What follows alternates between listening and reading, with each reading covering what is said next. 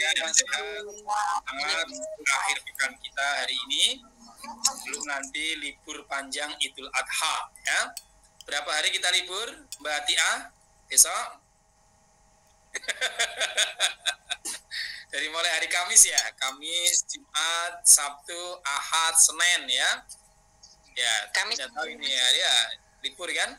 Ya, apalagi saat ini kawan-kawan semuanya sedang berada pada kesibukan tingkat tinggi, sedang menyiapkan mungkin responsi, kemudian juga penulisan raport, ya evaluasi belajar, laporan evaluasi belajar, plus juga akhirus sana atau mungkin pelepasan siswa-siswi kita yang sekarang sudah mulai semakin masif ya, larangan terkait dengan kita mengadakan acara yang menelan biaya besar, apalagi study tour sampai keluar kota dan lain sebagainya dari Dinas Pendidikan.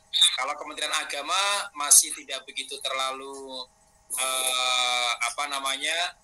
tidak terlalu ketat ya, namun juga tetap memberikan himbauan itu. Terkait dengan wisuda juga sudah tidak diperbolehkan kita menggelar acara kemudian dengan menggunakan toga, walaupun mungkin di desa-desa masih ada yang melaksanakan itu. Bahkan yang namanya pentas seni lain sebagainya pun saya kira menjadi sebuah pemandangan yang biasa kita dapatkan selama kita mengajar di pendidikan anak usia dini. Bagaimana Tias pendapatnya terkait dengan larangan wisuda dan juga mengadakan terkait dengan mungkin acara akhir sana atau akhir tahun yang menelan biaya besar? Silakan Tias, bagaimana sebelum kita masuk ke diskusi terkait dengan pembahasan kita? Ya, silakan. Terkait dengan untuk tidak bolehnya ini ya Pak, untuk wisuda di tingkat TK ya Pak. Itu menurut saya bagus sih Pak, karena menghargai juga yang benar-benar ini ya Pak, pelaksanaan wisuda yang secara formal resminya gitu. Kalau untuk TK kan mungkin bisa digantikan dengan foto aja. Terus, tapi tanpa prosesinya gitu. Bagaimana dengan lembaga Anda sekarang? Kalau lembaga saya ini Pak, untuk tahun ini masih digunakannya foto wisuda, tapi tidak ada prosesinya, cuma foto penyewaan pakai toga aja sih Pak. Begitu. Menggunakan foto penyewaan pakai toga ya. Ini nggih Pak, nggih, sudah terlanjur pesan juga soalnya Pak nggih. Ya ada semacam kebanggaan. Ya, namanya kebanggaan ya. Dari orang tua soalnya Pak, yang minta itu orang tua sebenarnya Pak. Oke, sebentar. Apa ini Mbak? Loh, besar men kopi ini. Pak Rano, apa? Nah ini. ya, makasih. Ya. Saya lagi di sekolah ini soalnya karena persiapan akred, kemudian juga ada persiapan panitia kurban, dibuatkan kopi sama bu guru saya. Ternyata kopinya gelasnya besar gak kayak kopi. Ya, oke. Kita kembali, mohon maaf ada iklan ya. Ya ini masih banyak yang masuk ini ya. Oke. Ya, oke. Jadi memang namanya pro kontra itu sesuatu yang biasa. Ya. Namanya ambivalensi. Apa itu ambivalensi? Tentunya dari satu hal pasti akan mengandung yang namanya positif, negatif, kebaikan, kejelekan. Itu nggak bisa kemudian kita pisahkan itu. Dua sisi mata uang kan nggak bisa dipisahkan. Ya. Tapi tentunya bagaimana kemudian lembaga anak usia dini yang ternyata masih memerlukan sebuah eksistensi terkait dengan pentas seni, kemudian juga pelepasan. Yang terpenting adalah bagaimana kemudian kita mensiasatinya dengan komunikasi, koordinasi dengan orang tua, wali, murid. Ya. Tentunya berbeda antara TK di pedesaan dengan di perkotaan, ya jelas berbeda. Ya, berbeda, nggak bisa samakan kemudian selalu sama itu nggak bisa. Karena memang tentunya kami harapkan kita bijak untuk memilih, kita bijak untuk kemudian menyampaikan kepada orang tua yang tentunya kalau Pak Amin masih tetap ada pelepasan akhir sana masih tetap ada. Ya, namanya sekolah swasta tentunya tidak mungkin berjalan tanpa ada donasi, tanpa ada iuran daripada orang tua wali murid, ya kan? Intinya kita kalau nggak mengadakan itu, orang tua katanya rasanya gimana, apa masa kita nggak ada pelepasan, masa kita nggak ada acara akhir sana, gitu kan ya? Ayo tetap kita jalankan, walaupun mungkin secara sederhana, ya. Ada yang berpendapat lain, silahkan sebelum kita mulai kelompok yang pertama. Mungkin Mbak Tia mau berpendapat, kok sudah mengacungkan jari?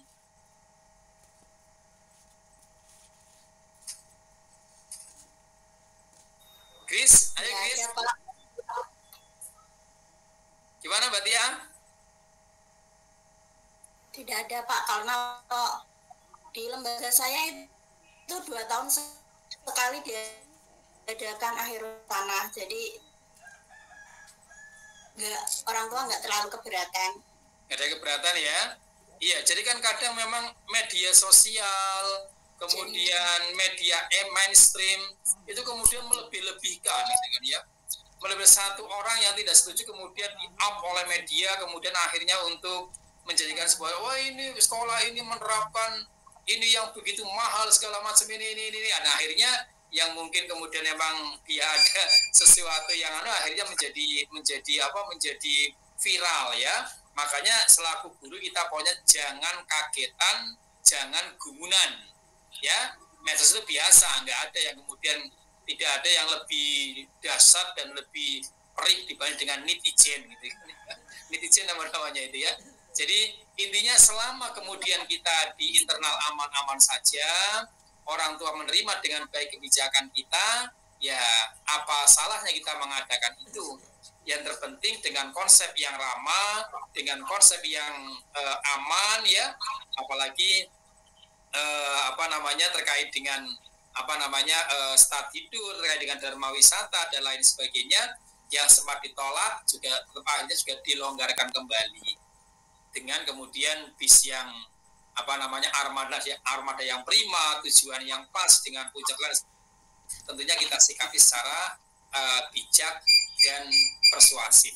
Tidak kemudian tidak semuanya lah. Kita ada juga yang pernah telepon saya, Pak Amin, terus kita selesai bagaimana sekolah sebelah mengadakan ini, kita nggak mengadakan, rasanya ada sesuatu yang kurang, Pak. Padahal namanya kegiatan pasti menjadi daya tarik untuk PMB tahun ajaran baru atau tahun ajaran besok. Baik, selamat menyiapkan akhir sana, selamat menyiapkan pelepasan, selamat kemudian kita untuk menggarap laporan evaluasi peserta didik ya. Tentunya begitu banyak kegiatan kita, tambah lagi kuliah, tambah lagi rumah tangga. Ya, jadi intinya pokoknya yang penting santai, fokus slow ya. Jadi kita ketemu nyantai-nyantai, guyang-guyu gitu kan ya. Nanti besok tugas sederhana lagi, tidak usah terlalu dipikirkan.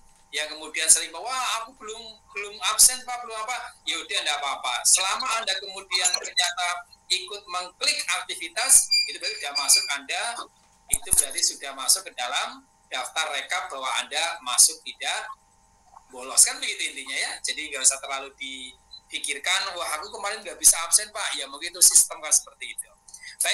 Baik kawan-kawan semuanya, mari kita lanjutkan kembali untuk kelompok yang kelima yang akan menyampaikan terkait dengan bagaimana konsep ideal toilet dalam lembaga anak usia dini. Setelah itu nanti akan disambung dengan kelompok yang keenam yang akan membahas tentang bagaimana konsep ideal terkait dengan halaman dan pagar pada satuan pendidikan anak usia dini. Yang tentunya dari mulai kita sudah kelompok yang kelima, enam ini saya harapkan sudah mulai bisa menerima pesan-pesan ya, catatan penting. Kita kemudian memaparkan terkait dengan konsepnya, dengan teorinya, dengan pijakannya, regulasinya, kemudian mencoba untuk menghadirkan rumusan masalah yang ada di lapangan. Setelah itu baru kita akan bergerak untuk solusi apa yang ditawarkan jikalau memang toilet kita, halaman kita, pagar kita sesuai standar, jauh panggang dari api kan itu kan. Nah, akan kita coba untuk dengarkan bersama, kita perhatikan dengan baik-baik terkait dengan pemaparan kelompok yang kelima dan kelompok yang keenam. Silakan kelompok 5 untuk memulai memaparkan.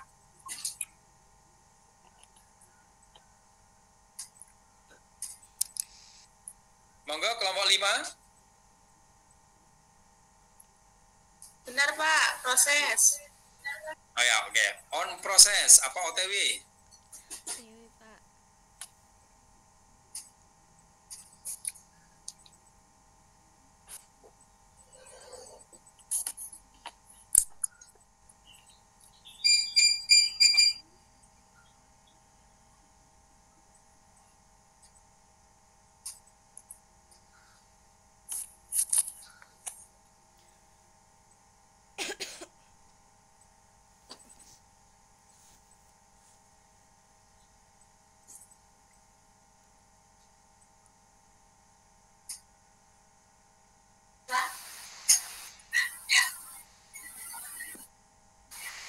Sekretarinya sudah. Aku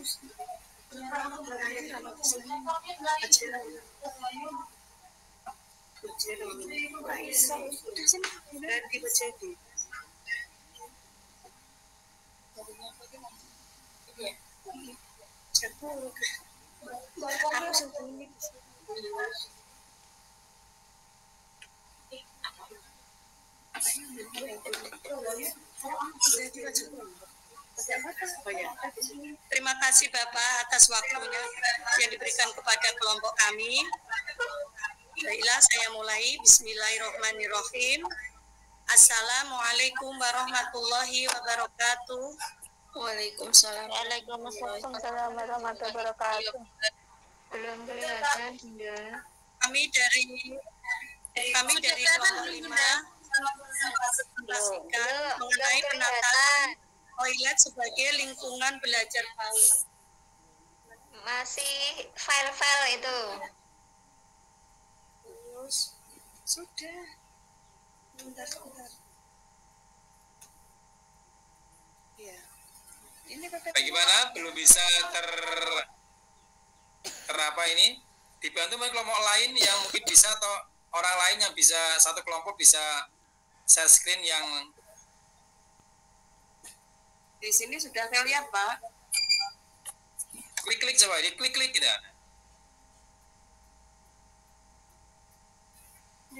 Sudah bisa jalan di sini. Di sini masih muncul apa namanya ini? Muncul folder malah di sini. Ya folder itu. Layarnya malah muncul folder itu, belum diklik itu. Mungkin Anda salah macet ini apa namanya? Window-nya, jendelanya. Coba diulangi lagi Mbak Romla coba. Nah. Share screen. Ya.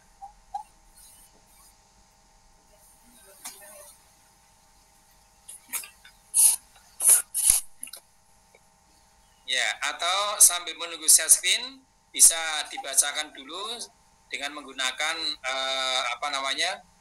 PPT yang sudah di-share ya.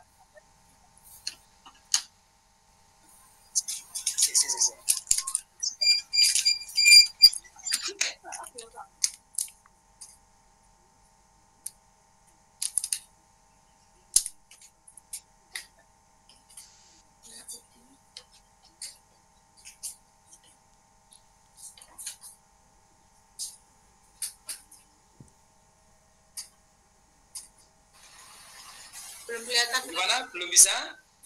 Sudah. Sudah, Mbak. Belum kelihatan. Belum. Iya. Tidak bisa.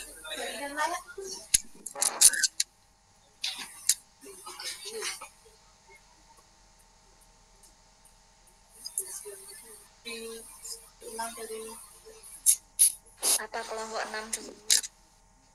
Kalau 5 belum siap.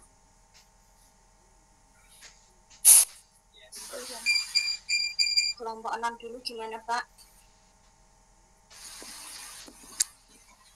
kelompok 62 gambarnya aku dibaca nggak bisa kelompok 6 ya, atau mungkin kelompok yang kelompok yang saya baca langsung aja J. Dari 5 orang nggak ada yang bisa share screen atau terganggu semua.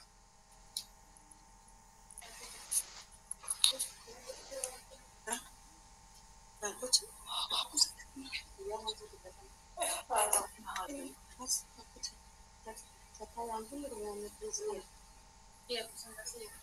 Antumnya ngelewatin HP tadi. Hah? Ya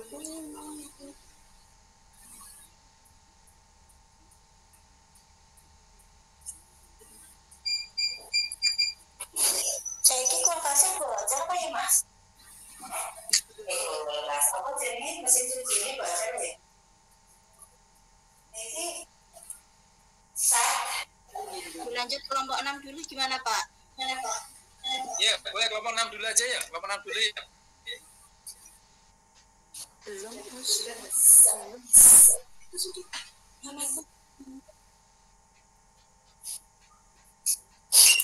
Bapak, oh udah.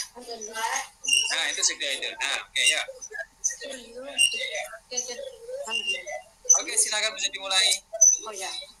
Sabar ya, sabar, tenang. Tidak perlu. Mohon maaf semuanya. Mohon maaf ya Pak. Ya, oke, silakan bisa dimulai. Oke, kami ulangi lagi nggih Bapak. Kami dari kelompok 5 akan mempresentasikan mengenai penataan toilet sebagai lingkungan belajar PAUD. Kelompok kami terdiri dari Bunda Siti Romlah, Bunda Nisrina Kurota Ayun, Bunda Diah Haryanti, Bunda Karmiati, dan Bunda Komsiatun. Pendahuluan, penataan toilet yang ideal untuk lingkungan belajar PAUD, pendidikan anak usia dini perlu memperhatikan aspek keamanan, kesehatan, kemandirian, dan kenyamanan bagi anak. Selanjutnya, monggo Bunda Siti Romlah.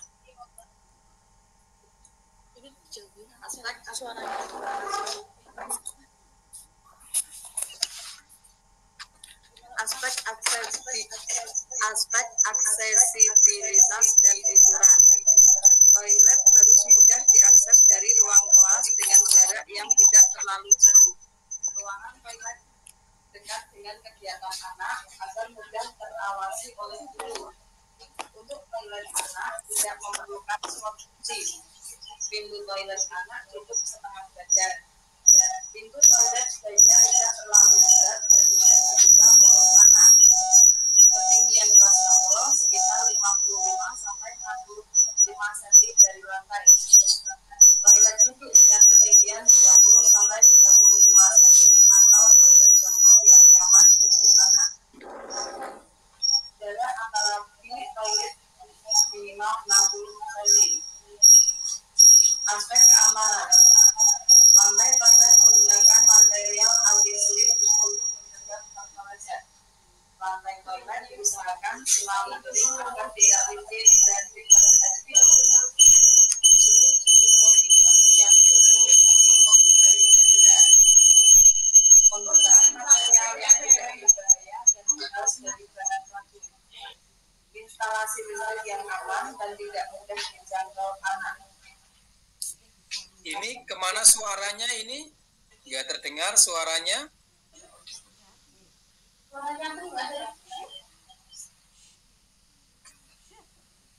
Ya, jadi intinya kalau memang lagi ada masalah,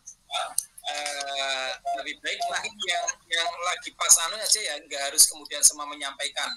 Ya, memang sudah tepat, sudah. Nah, Aspek kesehatan dan kebersihan.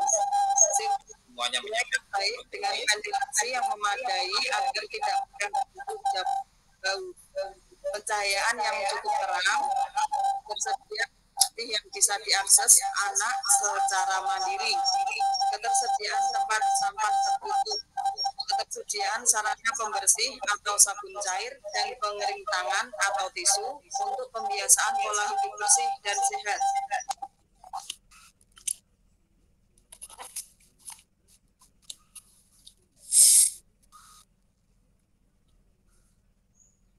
Sanitari sesuai dengan ukuran anak agar anak dapat menggunakan dan mampu melakukannya sendiri dengan mudah pula. Kami lanjutkan pada Nisrina, monggo.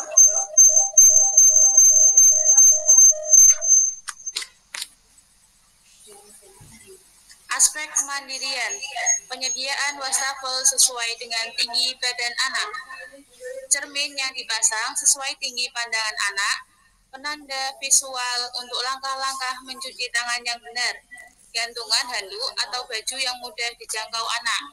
Next. Aspek estetika dan edukasi. Dekorasi toilet yang menarik dengan warna-warna cerah, gambar atau poster edukasi tentang langkah-langkah toilet training, penanda visual untuk membedakan toilet laki-laki dan perempuan. Lanjut.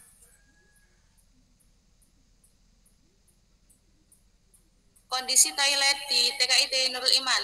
Secara umum, kondisi toilet di TKIT Nurul Iman Genuk Semarang telah memenuhi standar ideal.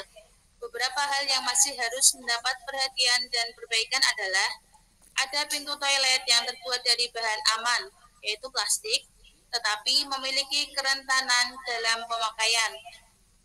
Karena kusen pintu yang terbuat dari plastik pula menyebabkan mudah aus dan rusak. Perbaikan ke depan adalah pintu toilet yang terbuat dari plastik diganti dengan yang terbuat dari kayu, berlapis seng, dan dicat agar tahan karat. Sebagai upaya untuk menyamankan dengan pintu toilet yang lain yang sudah lebih dulu ada dan relatif aman serta tahan lama. Selanjutnya, Bunda Diah Arianti. Baik, terima kasih. Kondisi toilet di TKIT Nurul Iman. Ada lantai toilet yang tidak rata pemasangannya sehingga air selalu menggenang di area yang lebih rendah. Sementara ini, upaya pembersihan selalu dilakukan agar air tidak menggenang. Ke depan akan diupayakan meratakan permukaan lantai dengan semen atau mengganti pemasangan lantai lebih baik. Next. Kondisi toilet di TKIT Nurul Iman, ada toilet yang menutup lubang. Ada toilet yang penutup lubang pembuangan airnya terkadang mudah lepas, menyebabkan tikus bisa masuk melalui lubang tersebut. Kami mengupayakan setiap selesai KBM, sebelum guru meninggalkan sekolah, dipastikan tutup lubang tersebut telah ditindih dengan batako yang berat. Telah diupayakan untuk memaku atau mengganti tutup tersebut, tetapi tetap tidak menyelesaikan masalah. Maksudnya tetap ada tikus yang bisa mendorong. Oke, untuk selanjutnya kepada Bunda Karniati.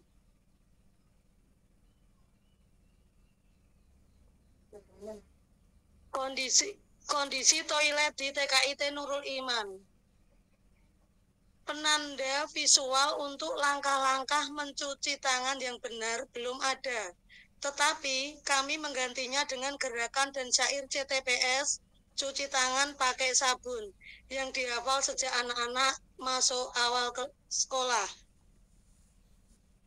Gambar atau poster edukasi tentang langkah-langkah toilet training belum ada.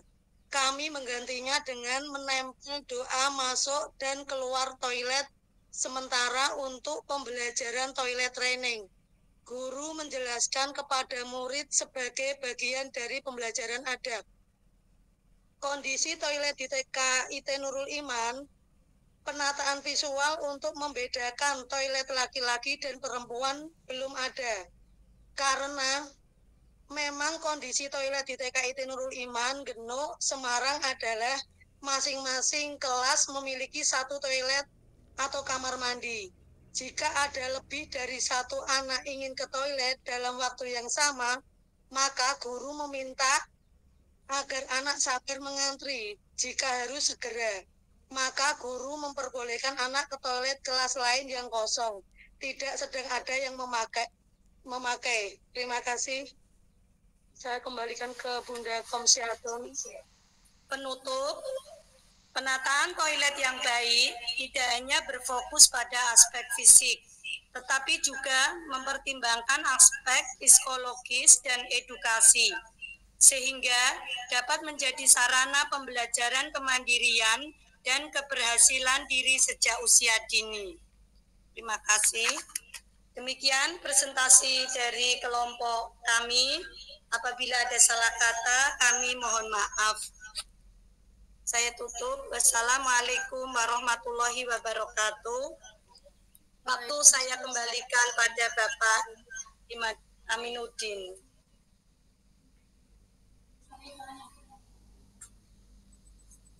Ya, agak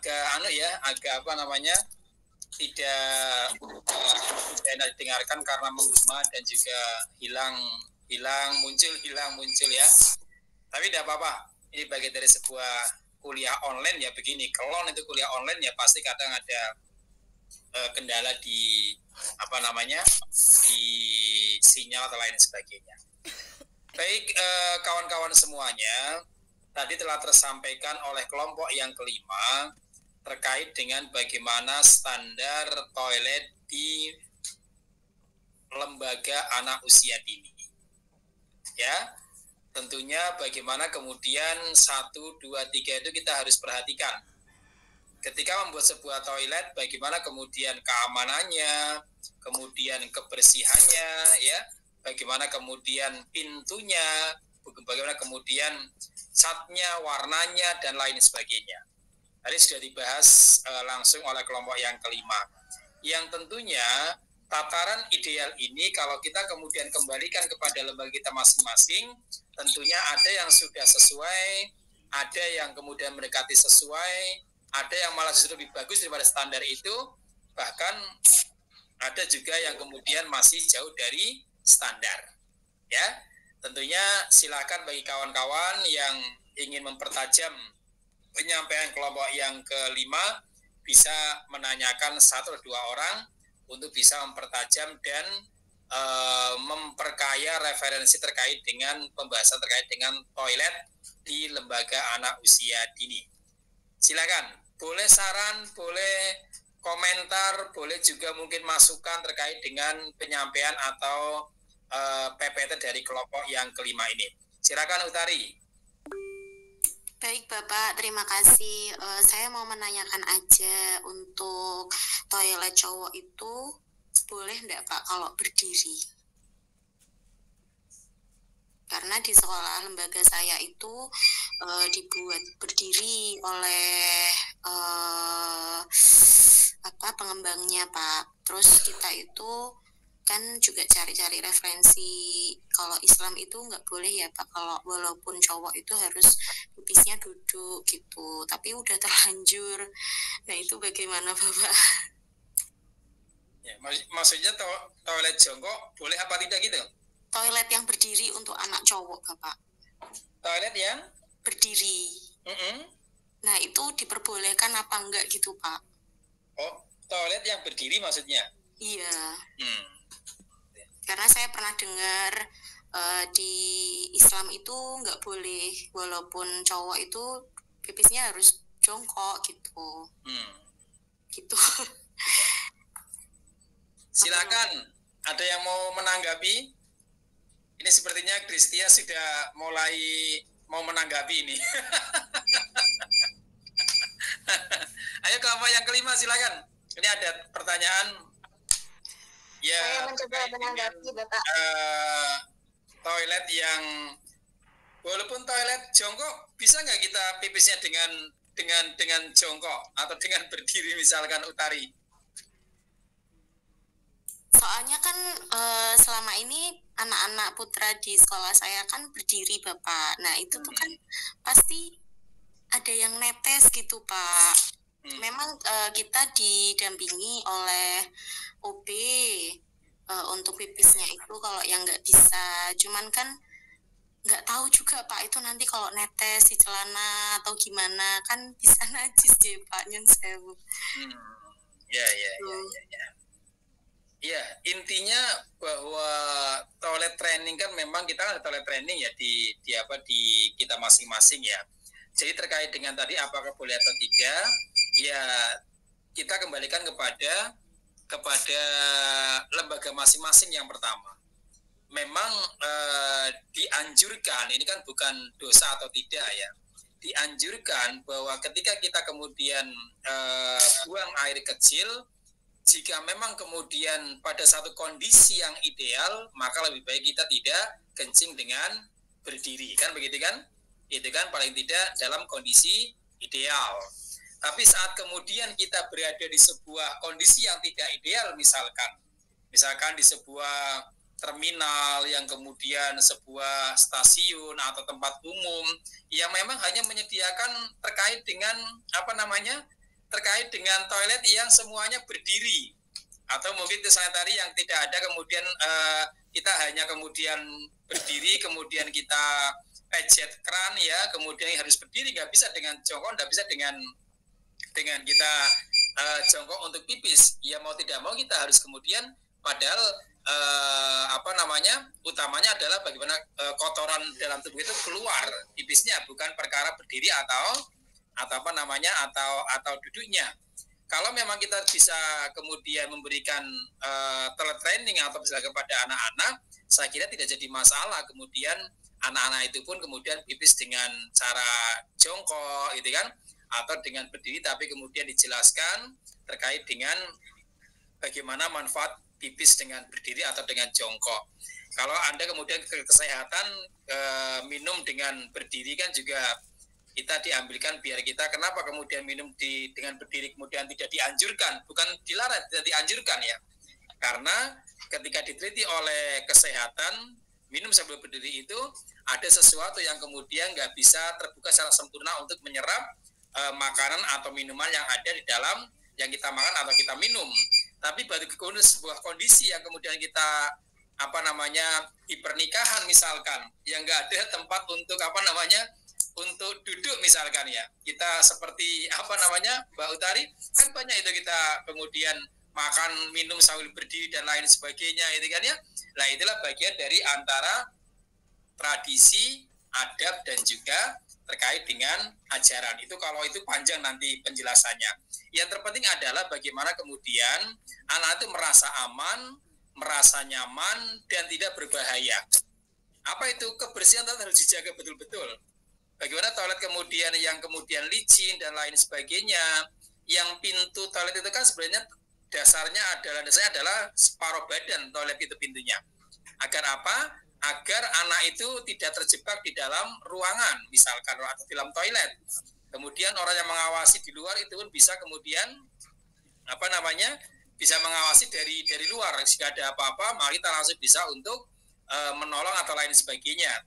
Tapi sekarang banyak begitu toilet-toilet itu sekarang begitu banyak yang kemudian toiletnya dewasa ya sama dengan toiletnya anak-anak kan, ya pintunya tertutup. Toilet perempuan ya sama dengan toilet laki-laki, guru ya sama dengan toilet anak-anak. Nah disinilah kemudian solusi kita tawarkan, kita ambil solusinya bagaimana kemudian bisa walaupun tidak sesuai ideal yang disampaikan oleh kelompok 5, tetapi kemudian kita mampu menghadirkan sebuah terobosan solusi untuk kebaikan teman-teman kecil kita ini, anak-anak kecil kita ini tidak terjadi bahaya ketika di dalam sebuah toilet. Jadi itu pada intinya, tidak pada tataran berdiri atau jongkoknya. Kalau kemudian dengan jongkok kita kemudian bisa memberikan sebuah kenyamanan dan memang kita toiletnya bisa dengan jongkok atau dengan toilet yang kita bisa dengan duduk. Toilet apa itu? Toilet apa? Toilet duduk ya? Atau toilet duduk ya? Rata-rata ya? Ya tidak langsung ke sana semuanya, itu kan bisa dengan berdiri, bisa dengan jongkok. Intinya yang menjadi tataran pengetahuan, tataran kita di kuliah PLB toilet ini adalah bagaimana toilet yang standar untuk anak-anak, yang tidak berbahaya, tidak terlalu jauh tempatnya dari lembaga, yang tidak menyeramkan sehingga anak harus diantar oleh gurunya, dan juga sanitasinya bagus catnya tidak menyeramkan, dan bila perlu tambahkan yang namanya poster-poster di dalam toilet. Saya kira itu ya, kelompok 5 ya. Oke, Karmiati. Karmiati ya ini ya, kelompok 5 ya. Siapa tadi kelompok 5? Atun ngasih Atun? Komsiatun sama Karmiati. Ya, oke, silakan disimpulkan satu kesimpulan sebelum ke kelompok yang berikutnya.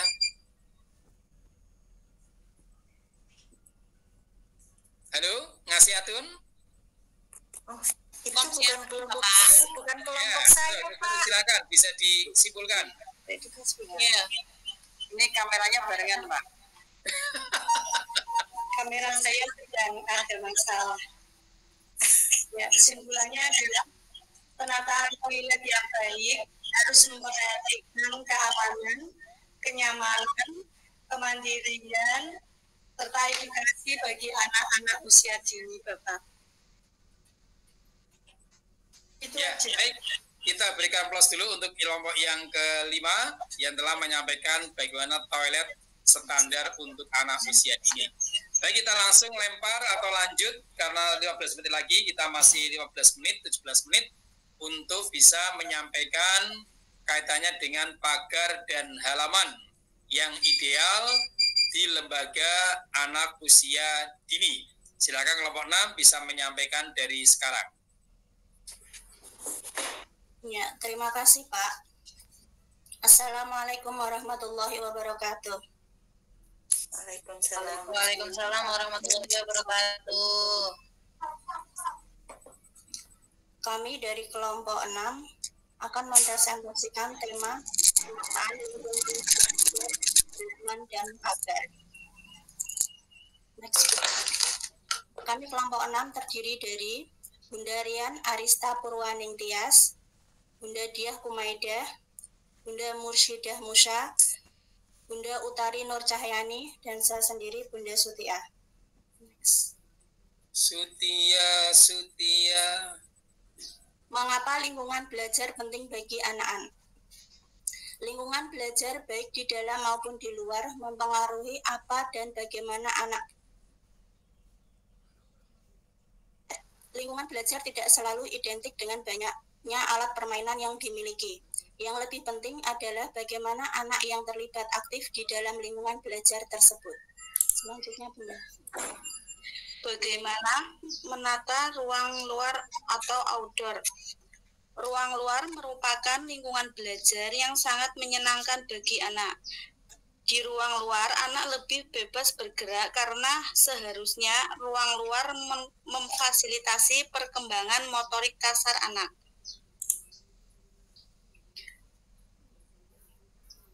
Hal yang harus diperhatikan dengan ruang luar. 1. Luas area bermain sebagaimana standar internasional menetapkan 7 meter persegi per anak. 2. Ruang bermain outdoor dipastikan tidak terdapat binatang yang menyengat. 3. Area basah ditempatkan di luar, dekat dengan sumber air, lantai yang tidak licin, sanitasi terjaga baik agar air tidak menggenang. 4. Bak pasir harus ditutup bila tidak digunakan dan dipastikan dalam kondisi kering agar tidak menjadi tempat berkembang biaknya binatang kecil.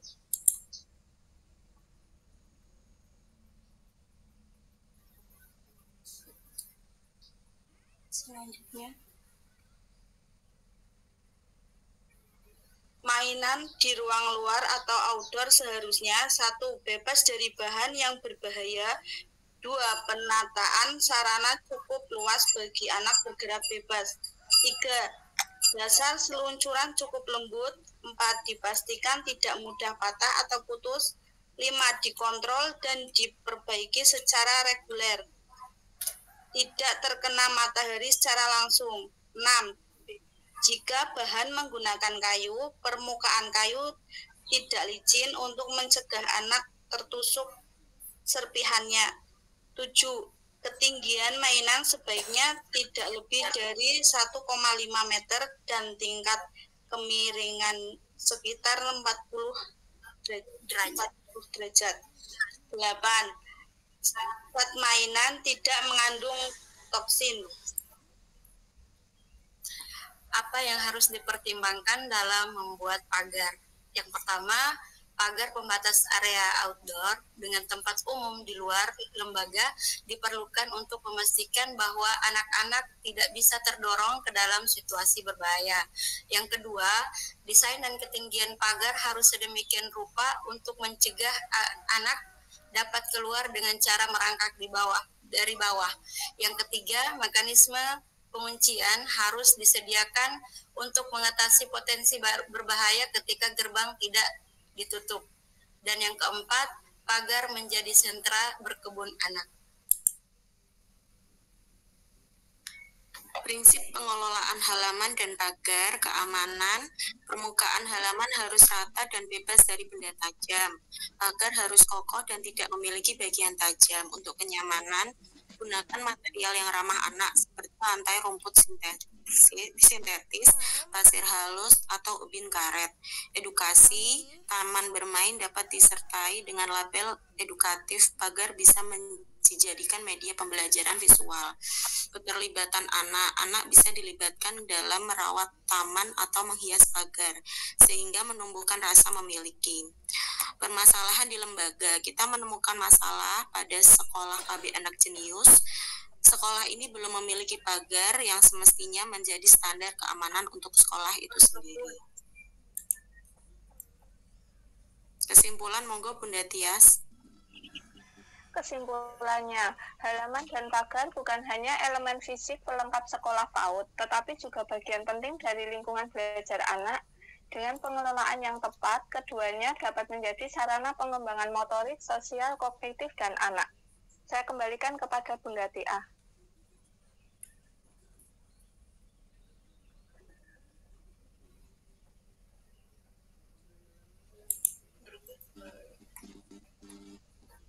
Sekian presentasi dari kami, Bapak kelompok 6. Waktu kami kembalikan kepada Pak Amin. Matur nuwun. Assalamualaikum warahmatullahi wabarakatuh. Waalaikumsalam warahmatullahi wabarakatuh. Ini kok singkat sekali presentasinya ini. Yang panjang kita taruh di makalah, Bapak. Untuk permasalahan per lembaga kita masukkan ke makalah, Bapak. Oh gitu. Ya, maksudnya sudah disampaikan belum tataran idealitasnya sebuah ini kan ada dua pembahasan ya. Yang pertama adalah halaman, yang kedua adalah pagar. Ya. Halaman telah tersampaikan. Halaman ini Bapak Nyun Sewu untuk hal yang harus ini halaman ya. Oke, kan 7 meter persegi per anak ya. Oke, terus sudah tersampaikan. Ini untuk mainan di halaman yang di luar outdoor. Kemudian ini untuk pagarnya. Ini ya. Macam-macam pagar sudah ada? Oh, belum Bapak. Ini hanya fungsi. Fungsi udah ada pagar terbuat dari besi, ada pagar dari kayu, ada pagar dari tanaman, juga ada pagar makan tanaman gitu ya. Mohon ya. Ya, jadi apa temuannya di lapangan ya terkait dengan halaman, Mbak Utari? Temuan ini Bapak yang lembaga kami ini Bapak ya? Ya paling belakang supaya paling belakang. Ini untuk pagarnya belum ada Bapak Nyun Sewu, karena ini belum dibangun mungkin ini Bapak J. Kemudian untuk halaman juga kurang luas. Ya, oke. Solusinya apa kalau melihat pagar kemudian tidak semestinya? Apa solusinya ditawarkan? Sudah masuk belum? Belum. Ya, jadi kalau ada sebuah permasalahan yang dihadapi di sebuah lembaga, kira-kira selaku guru yang solutif ya, pengelola yang solutif, apa yang kita lakukan agar walaupun pagar tidak maksimal, halaman tidak optimal dan tidak sesuai dengan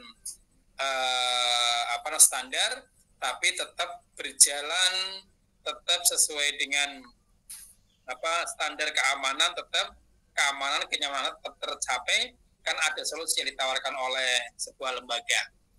Jadi contoh, di situ ada minimal luas halaman adalah berapa meter tadi? Coba dicek lagi. 7 meter, Bapak.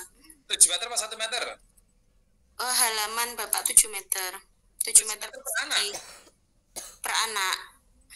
Loh, itu yang mau saya tanyakan juga, Pak. Per anak berapa? Ini saya ambil dari bukunya yang Bapak itu. Bapak share 7 meter itu. per anak ya? Bukan per anak. Apa 1 meter per anak itu mungkin? Yang di buku itu cuma 7 meter Ya, itu toh, Pak. 7 meter. Yang di bukunya Bapak toh itu luas area bermain anak standar nasional 7 meter. Nggak ada persegi, nggak ada per anak. Itu mau saya tanyakan sebenarnya. Nah, itu ya. Jadi kan kalau per anak kan kita butuh terlalu Mbak Utari dan kelompok yang kelima ya. Bayangkan kalau kita 7 meter per anak ya Mbak Yasmin ya. 7 meter per anak, kemudian kita punya 100 anak. Berarti kita punya halaman harus berapa? 700 meter. Luas sekali sekolah kita gitu kan.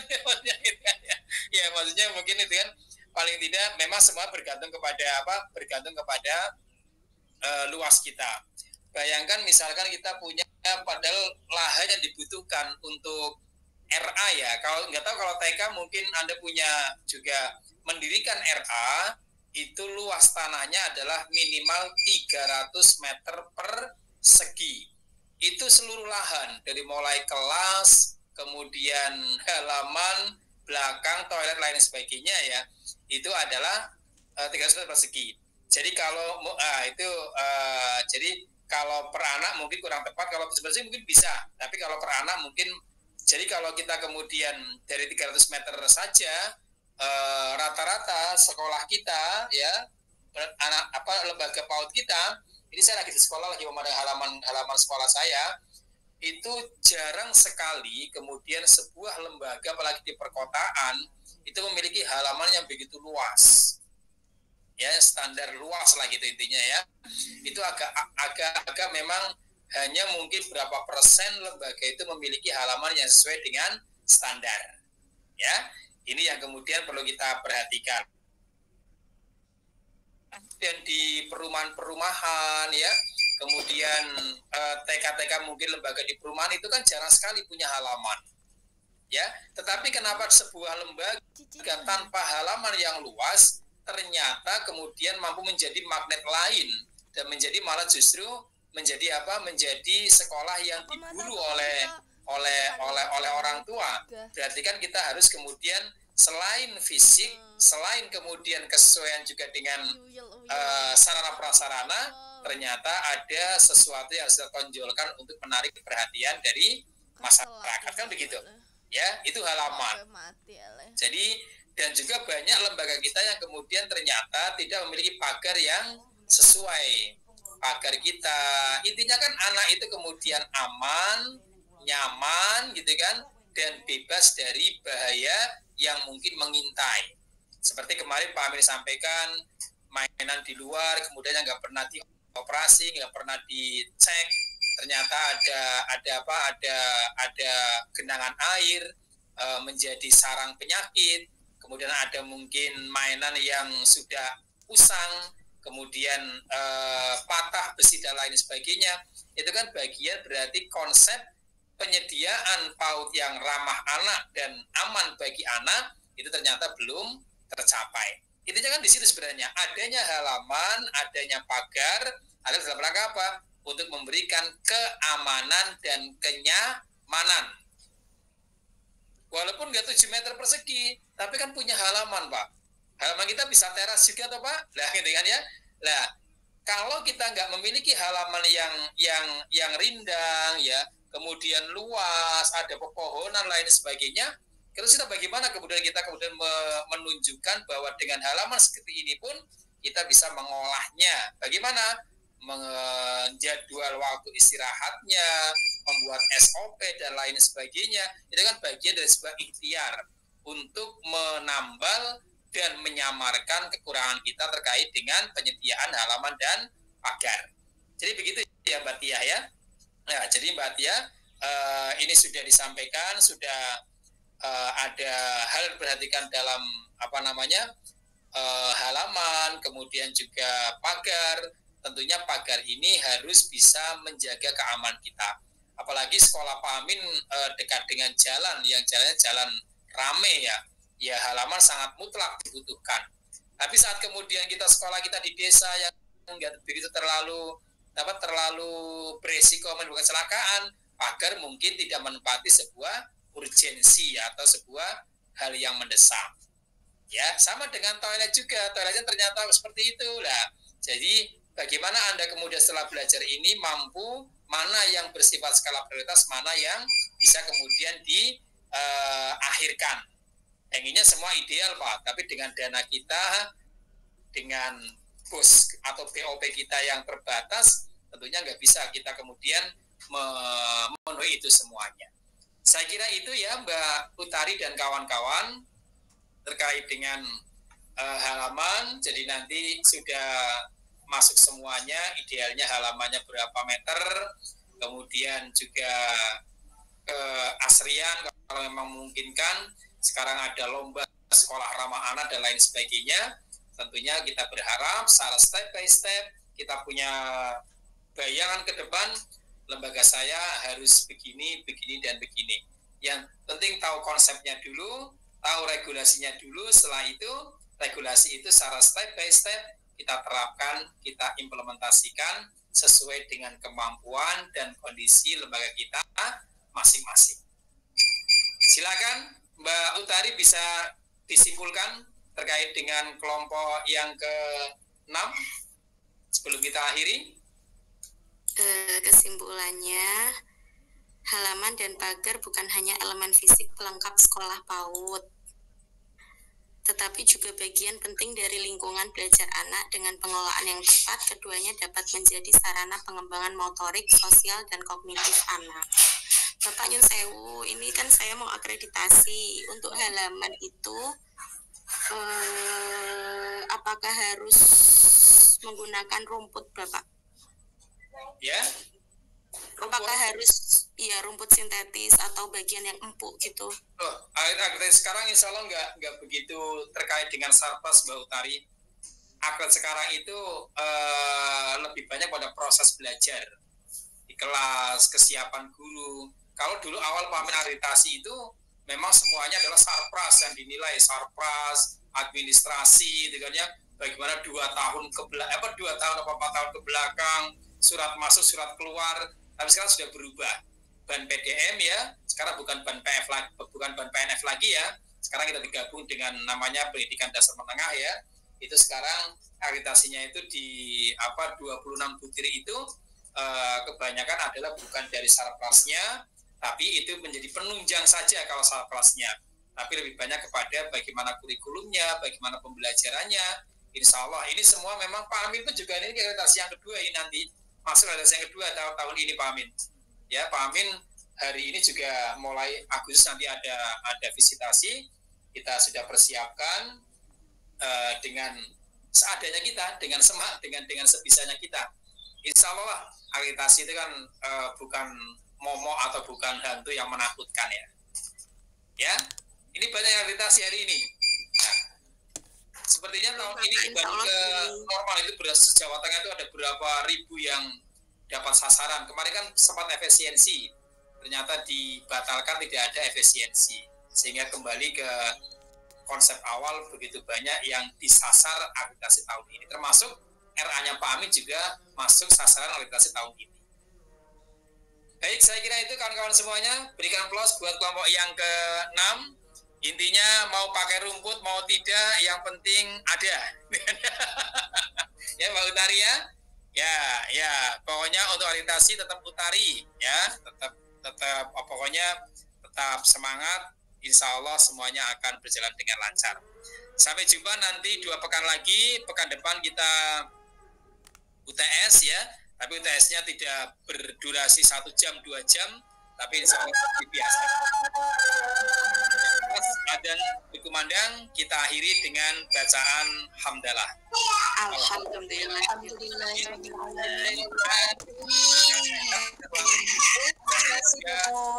Mendapat keberkahan dan kemanfaatan. Assalamualaikum warahmatullahi wabarakatuh.